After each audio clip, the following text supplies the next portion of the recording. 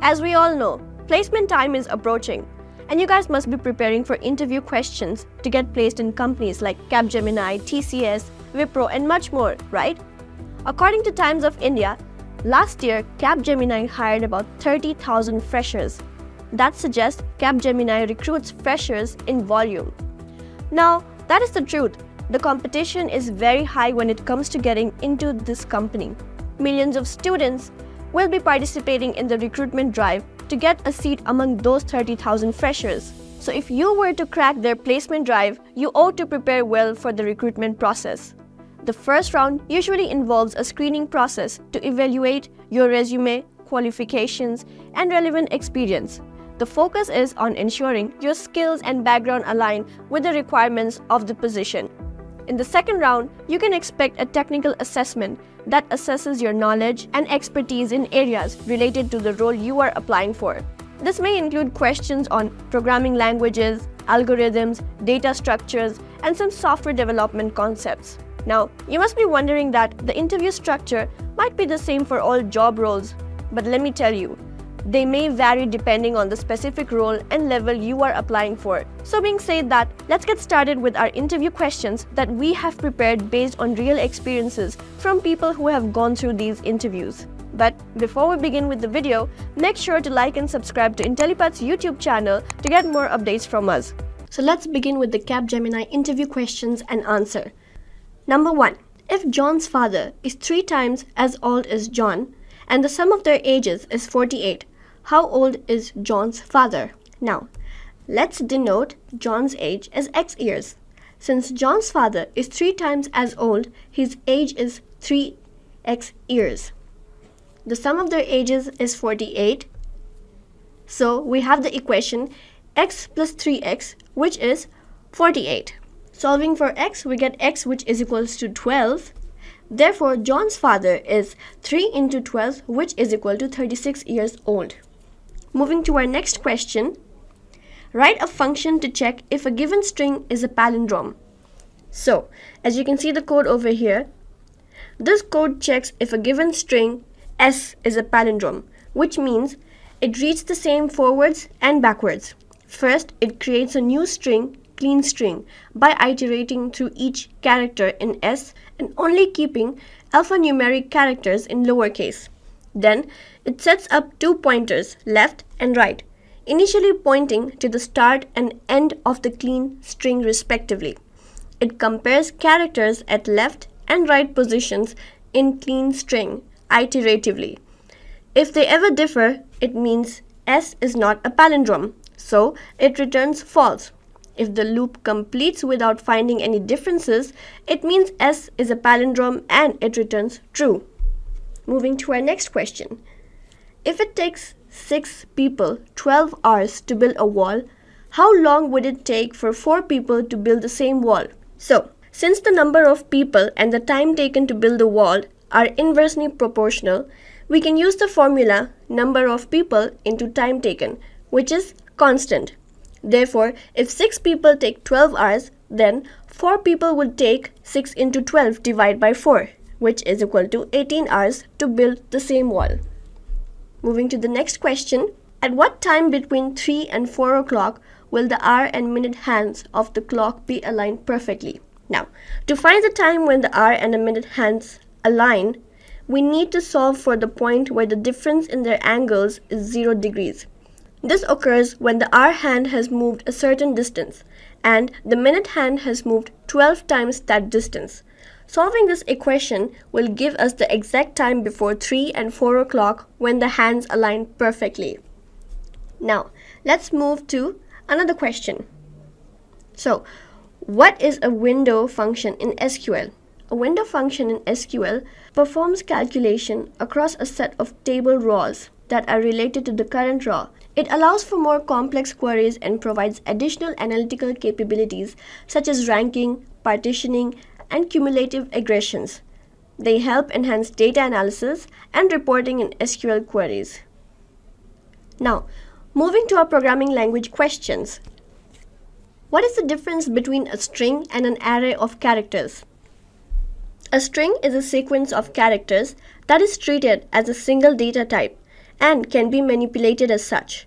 An array of characters, on the other hand, is a collection of characters that can be accessed individually using their index values. Next question. How do you declare an array in Java? So, in Java, you can declare an array by specifying its data type, followed by the name of the array and the size of the array in square brackets. For example, to declare an array of integers with 5 elements, you can use the following code, which is written. Next question. Why strings are immutable? Strings are immutable in Java to ensure thread safety, enhance security, enable optimization techniques like string interning, allow caching of hash codes for performance, and provide predictable behavior without unexpected side effects. Why is database used in every project? So, databases are in every project because they provide a structured way to store, manage, and retrieve data. They offer efficient data storage. They enable data sharing among multiple users. They ensure data integrity through transactions and constraints, support data query and analysis, and facilitate scalability and performance optimizations. Additionally, databases enable persistent storage of application data, allowing information to be retained even after the application terminates or the system restarts. Overall, databases play a crucial role in organizing and managing data effectively, making them an essential component of virtually every project. What is multithreading in operating system? Multithreading is the ability of a program or an operating system to enable more than user at a time without requiring multiple copies of the program running on the computer. Multithreading can also handle multiple requests from the same user. What is a memory leak? A memory leak occurs when programs create a memory in a heap and forget to delete it. The consequence of the memory leak is that it reduces the performance of the computer by reducing the amount of available memory. Eventually, in the worst case, too much of the available memory may become allocated, all or part of the system or devices stop working correctly. The application fails or the system slows down vastly. Memory leaks are particularly serious issues for programs like daemons and servers, which by definition never terminate. Now, what is round-robin scheduling in operating system? Round-robin scheduling allocates each task an equal share of the CPU time. In its simplest form, tasks are in circular queue, and when a task allocated CPU time expires, the task is put to the end of the queue and the new task is taken from the front of the queue. Now, let's see the difference between runtime and compile time. So, compile time is the period when the programming code, such as C#, Java, C, Python, is converted to the machine code. And runtime is the period of the time when a program is running and generally occurs after compile time. Now, what is OOPS?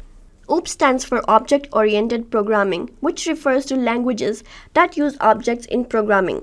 Object-oriented programming aims to implement real-world entities like inheritance, hiding, polymorphism, and etc. in programming. The main aim of OOP is to bind together the data and the functions that operate on them so that no other part of the code can access this data except that function. What is inheritance? Explain with an example. So, you would answer it this way. Inheritance is a way of representing real-world relationships between the two. Here's an example. Car, bus, bike. All of these come under a broader category called vehicle. That means they've inherited the properties of class vehicle. That is, all are used for transportation. Now, what is abstraction? Explain with an example. Abstraction is the property by virtue of which only the essential details are displayed to the user. The trivial or non-essential units are not displayed to the user. Example, a car is viewed as a car rather than its individual components. Now let's see our next question. What is encapsulation? It is defined as the wrapping up of data under a single unit. It is the mechanism that binds together the code and the data it manipulates. Another way to think about encapsulation is that it is a protective shield that prevents the data from being accessed by the code outside the shield. What are access specifiers in C++ and how do they impact class member accessibility? Access specifiers in C++ define the accessibility of class members, be it public, private, or protected. Public is accessible from anywhere, private is accessible only within the class, and protected is accessible within the class and derived classes. How is Fibonacci series calculated in C? The Fibonacci series can be calculated in C using various methods such as recursion or an iterative method like for loop. Now, why use recursion for the Fibonacci series in C? Recursion provides a simple and clear way to calculate the Fibonacci series. However, for large inputs, the recursive method can be inefficient due to the overhead of function calls. Now, let's take a look at some questions from data structure. So you have a scenario where you're asked to implement a queue using 2 stacks. So, how would you achieve this and analyze its time complexity? To implement a queue using stacks efficiently, we use one stack for enqueue operations and another for dequeue operations. When enqueuing, we push elements onto the first stack. For dequeue, if the second stack is empty, we transfer elements from first stack to the second stack. This maintains the order, ensuring constant time complexity for dequeue operations. Next scenario-based question. You are tasked with designing a data structure to efficiently track frequency of elements in a given array. What data structure would you use and why? So, a hash map or a dictionary in Python would be the best choice. It offers constant time complexity for insertion, deletion, and lookup operations, providing efficient tracking of element frequencies. The space complexity would be order of n, where n is the number of unique elements in the array. Let's take another scenario-based question. So, you need to implement a stack that supports constant time complexity for push, pop, and finding the maximum element in the stack. So how would you design such stack? We can use an auxiliary stack to track the maximum element. Upon pushing an element onto the main stack, we compare it with the top element of the auxiliary stack. If it's greater, we push it onto the auxiliary stack. Otherwise, we duplicate the top element. This way, the maximum element is always accessible in constant time. What is a priority queue? In a priority queue, each element has a priority value associated with it.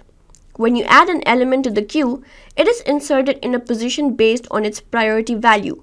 For example, if you add an element with a high priority value to a priority queue, it may be inserted near the front of the queue, while an element with a low priority value may be inserted near the back.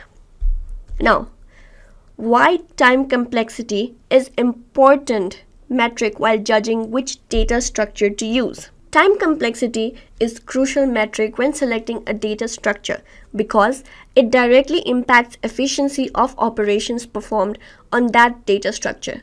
Different data structures have different time complexities for their operations, such as insertion, deletion, search, etc. And choosing the right data structure based on the time complexity of operations ensures optimal performance for your specific use case. For example, if your application requires fast insertion and deletion operations, you might choose a data structure like a hash table or a linked list. Understanding time complexity helps in designing efficient algorithms and systems, especially when dealing with large data sets or time-sensitive applications. Okay, so now moving ahead with our next question. Explain red-black tree. A red-black tree is a binary search tree with the following properties. Every node is colored with either red or black. All leaf nodes are colored with black, and if a node's child is missing, then we will assume that it has a nil child. In that place, this nil child is always colored black. Next question. What is the difference between stack and queue? A stack is a linear data structure where removal and insertion occur at the same time, and a queue is also a linear data structure, but removal and insertion happen at different ends. A stack follows the last in, first out principle, meaning the most recently inserted element is removed first. Next question. What is sliding window approach? Sliding window technique is a method used to efficiently solve problems that involve defining a window or range in the input data and then moving that window across the data to perform some operation within the window. This technique is commonly used in algorithms like finding subarrays with a specific sum, finding the longest substring with unique characters, or solving problems that require a fixed size window to process elements efficiently. Explain the difference between doubly linked list and circular linked list. So, a doubly linked list or two-way linked list is more complex type of linked list that contains a pointer to the next as well as the previous node in sequence. And a circular linked list is that in which the last node contains the pointer to the first node of all the list. Now, moving to our last question. What are different operations available in stack data structure? Some of the main operations provided in the stack data structure are push, pop, top is empty, and size. Push adds an item to the top of the stack. The overflow condition occurs if the stack is full. Pop removes the top item of the stack. Underflow condition occurs if the stack is empty. Top returns the top item from the stack. Is empty returns true if the stack is empty, else false. Size. This returns the size of the stack. So, this brings us to the end of the video. I've tried to explain all the questions and answer as simple as possible. So thank you so much for watching this video till the end. All the best to all you guys preparing for your interview questions.